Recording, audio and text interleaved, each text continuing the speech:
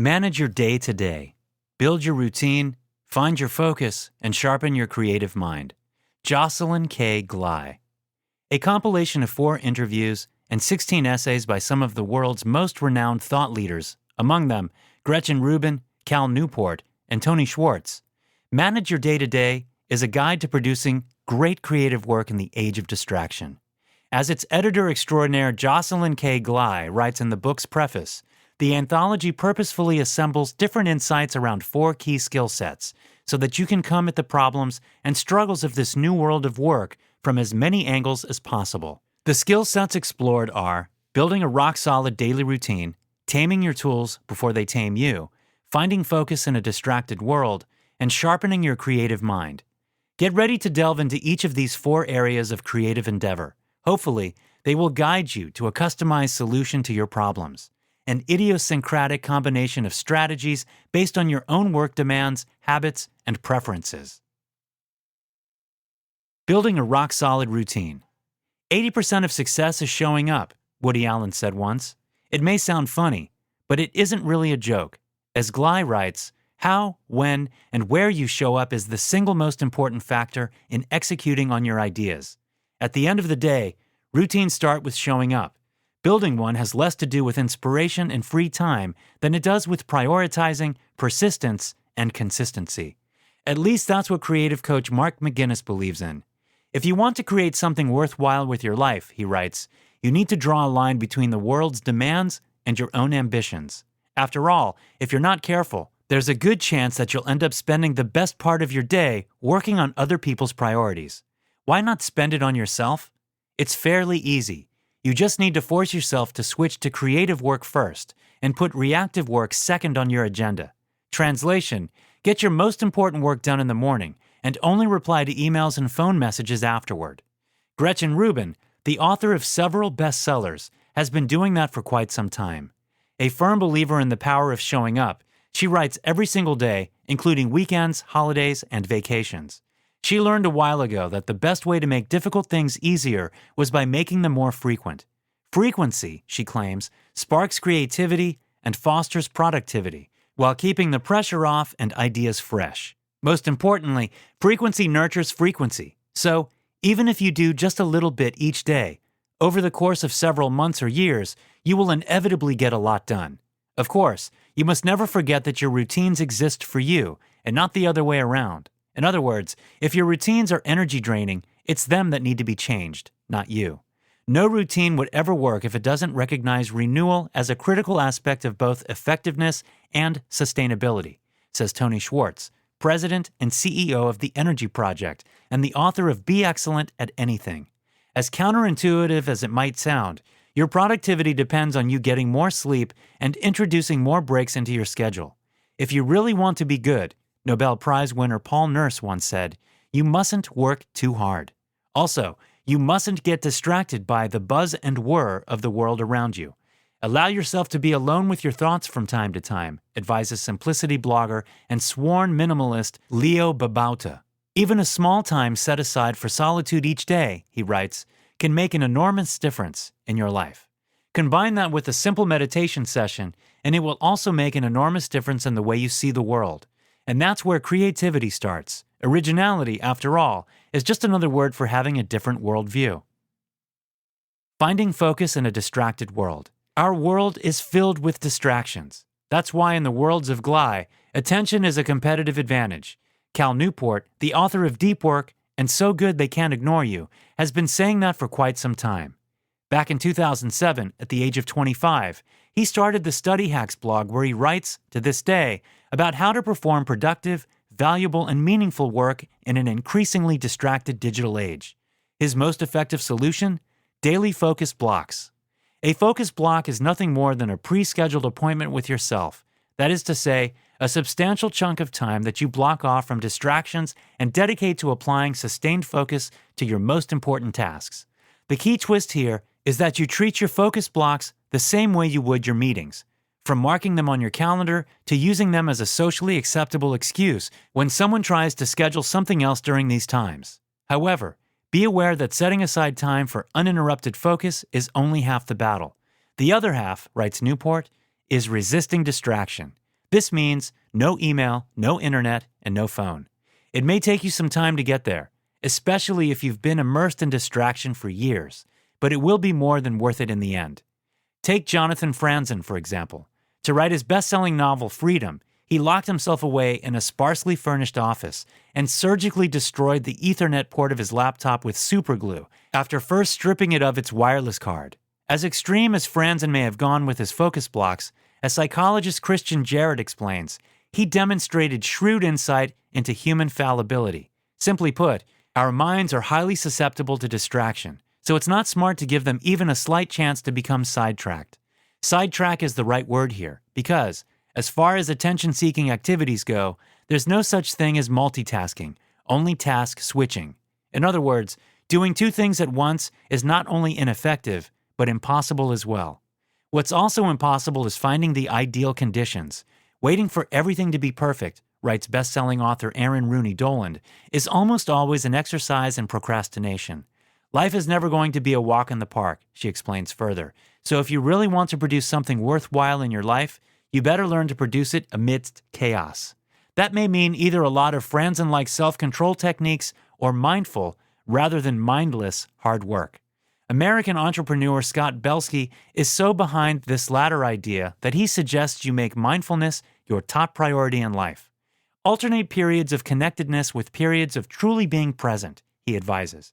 Create windows of non-stimulation in your day, and use this time to think, to digest what you've learned, and to plan. Finally, he advises creative minds to stay open to the possibilities of serendipity. By being fully present where you are, Belsky writes, you let chance and the curious universe we live in work its magic. Taming your tools before they tame you. There is an old Persian saying that goes something like this. The wise man cooks his dinner on the same fire that burns the fool's tent. Shakespeare's Hamlet makes a similar point. There is nothing either good or bad, but thinking makes it so. In other words, it's not Facebook or Twitter that is the problem. It's you that allows them to be. Technology should be a tool, Glei reminds us. But if we do not keep our wits about us, it can easily become our taskmaster. There are several ways you can keep things under control. American businessman and best-selling author Aaron Dignan suggests you start with your inbox. According to a recent study, the average knowledge worker spends about a third of his week either writing, reading, or responding to emails. That's a lot of time. To reclaim it, first you must become more acquainted with your elusive complex goals in life. Once you do, write them down and tape the list to your desk to remind you what you should be spending your time on. In time, you'll learn to make your complex goals a priority, and then you'll be able to rummage through your inbox more mindfully. Even then, however, you won't have enough time to go through all of your starred articles, so let them go. For your goals to live, the opportunities that distract you from your quest must die. Arguably, taming your inbox is much easier than taming your social media services, but it doesn't have to be, says Lori Deshane, founder of the Tiny Buddha community blog and author of the same titled book.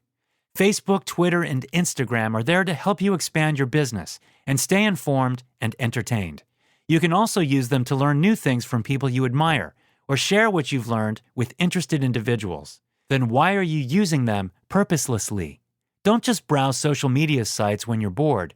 Get acquainted with their potential and promise to yourself that you'll only log on with clear intentions. After all, if you're not aware of why you're using something, you're not its master, but its slave. Writer and consultant Linda Stone says that the other half of this master-slave story is even darker. In February 2008, after months of research, she coined the phrase screen apnea to describe the temporary cessation of breath or shallow breathing while sitting in front of a screen, whether a computer, a mobile device, or a television. The problem with shallow breathing is that it triggers the sympathetic nervous system toward a fight or flight state, making us feel anxious and impulsive. So, the more you sit in front of a screen, the more your body wants it, even though it feels less satisfied.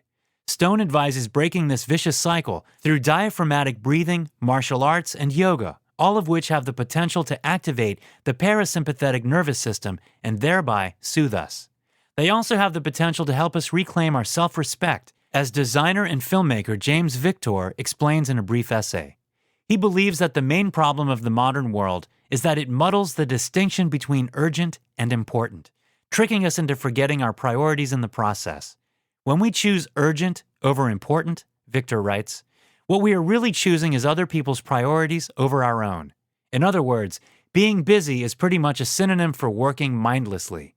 You must find the time in your day and life to think, reflect, and imagine, for that is what makes us human. Sharpening your creative mind.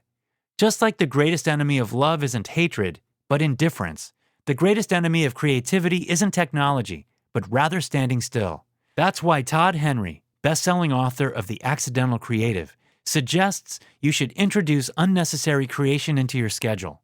By unnecessary creation, he means engaging in the creative act on your own terms, with no concern about any practical benefits or even the result. Unnecessary creation, he explains further, can be immensely beneficial. Above all, it will give you the freedom to explore new possibilities and follow impractical curiosities. Second, it will allow you to take risks and develop new skills that can later be applied to your on-demand creating.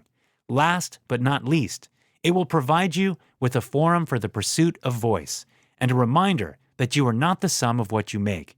Our age may be hopelessly practical. You don't have to be. At least, not at all times. But what do you do when you have to be creative and it's just not coming? That's the problem Scott McDowell tackles in a very brief essay titled Training Your Mind to Be Ready for Insight. His suggestions?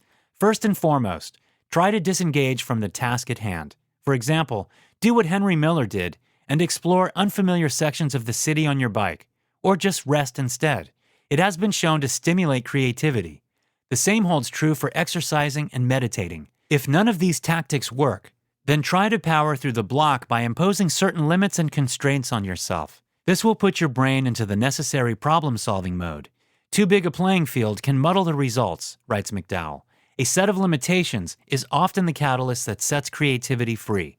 Conversely, what can sometimes imprison creativity is perfectionism. Entrepreneur and writer Elizabeth Grace Saunders believes that there are two kinds of creative minds on this planet, perfectionists and pragmatists. Contrary to what many might say, Saunders doesn't think that either strategy is better than the other. She merely advises artists to choose wisely the strategy they'll use at different stages of their creative process, because sometimes being a perfectionist can get you stuck. Other times, being a pragmatist can cost you some quality and excellence. At all times, however, be conscious of the fact that creative blocks are an occupational hazard for creative professionals. Thomas Mann, Frida Kahlo, Mark Twain, Iggy Pop, none of them was immune to creative blocks. So, the next time you have to deal with one, be aware that you're in a good company. If your inspiration tank is empty, then take a break, just like Twain did when writing Tom Sawyer. If you have personal problems, turn them into art. That's what Frida Kahlo did. If you have an emotional barrier that prevents you from doing this, give yourself permission to express your problems by saying that you'll not make your work public. Decide if you'll keep your promise to yourself once you're finished. Either way, if you are an artist, don't ever forget that you're born to make virtue out of necessity and well-equipped to achieve as much as you can with what you have. History proves that that's more than enough. Final notes. Nicely edited and beautifully designed, Manage Your Day-to-Day fails to offer some new and original advice when it comes to creativity and productivity. But, then again, its objective is simultaneously humbler and bolder than that. To assemble the best insights from the most respected thought leaders around several key skill sets, one must master to succeed. This does it impeccably. The book's smart structure and clean design, as well as the illuminating Q&A sessions sandwiched between the essays, make Manage Your Day-to-Day a small gem of a book, one you can dip into whenever you need encouragement to get or keep yourself going. Success Magazine. Excellent both as a boost your own productivity toolkit and as a gift for anyone who is on a quest to achieve the same.